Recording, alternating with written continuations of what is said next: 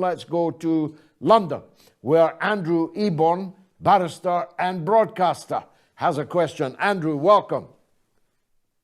George, it's always a pleasure to join you. I always love hearing your opinions. I've got three interrelated questions to do with Trump. He's got 74 million votes. And I wonder what the impact's going to be on the relationship, the special relationship between the UK and the US, especially given David Lammy's previous comment calling Trump a woman-hating, neo-Nazi-sympathising sociopath. He's sort of basically retracted a bit from then. And you might remember that in 2016, J.D. Vance called Trump American Hitler, and he had that road to Damascus moment. Also, interestingly, on climate, COP29 is just starting. They're all flew in, burning all sorts of air miles and so on and so forth. Trump, in his campaign, called everything a climate hoax. And so is he going to be the wrecking ball for that? And finally, I want to talk about Elon Musk. Elon Musk, the great bromance that there's been between Trump and Elon. And I have Errol Musk, Elon's father, on my show, the Andrew Eborn Show, every day, and we unpack those sort of issues. Basically, he secured the election for Trump. He gave him X. He basically used that platform to help support him accordingly. And he's been with him at Mar-a-Lago, being on the phone to Zelensky and various other things. What is the quid pro quo for Elon Musk in all of this? Looking forward to your What a views, wonderful question, and so eloquently expressed. I can't do justice to all three components just because of time. But there's no doubt that Elon Musk's star is in the ascendant. It's flown as high as one of his rocket ships. What the quid pro quo is, my guess is Musk doesn't need money, so it isn't about money, it's about power and influence. If Trump means what he says about the First Amendment, about freedom of speech, about freedom of the internet, then undoubtedly Musk will gain even more audience and influence on that front.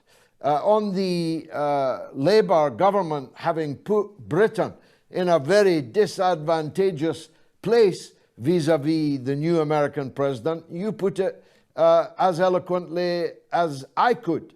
The Labour government now looks completely isolated from the country it always claims is its special relationship. And Starmer is doubling down. He's in France right now, intriguing with Macron as to how they can wreck Donald Trump's intention to bring about peace in the Ukraine. Talk about reinforcing failure. They will fail again in trying to dissuade Trump from that and further isolate themselves and worse, isolate Britain. And we may pay a high price in terms of loss of influence, that's obvious, but also in tariffs that Trump may very well bring against important British exports to the United States. I think that Starmer's a disaster for the people of Britain, and he just proved it all over again. And it wasn't just David Lammy, Big Eddie Amin, as I call him. It was Angela Rayner, the Deputy Prime Minister, she of little intellect or wit, who insulted Trump in just as lurid terms, and even more recently.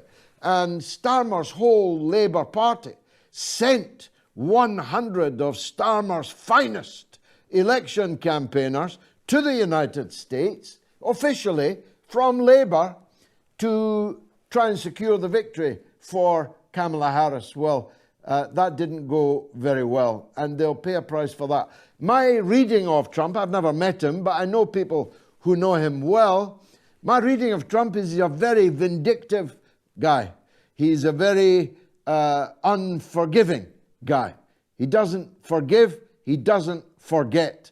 And I think the British government is going to find that. As to the wrecking ball, well, I won't say that climate change is a hoax, but the catastrophism of liberal and centrist political operators and the media that goes along with them are undoubtedly indulging in catastrophizing, in trying to make us believe that in 5 years' time, the world will burn up and come to an end.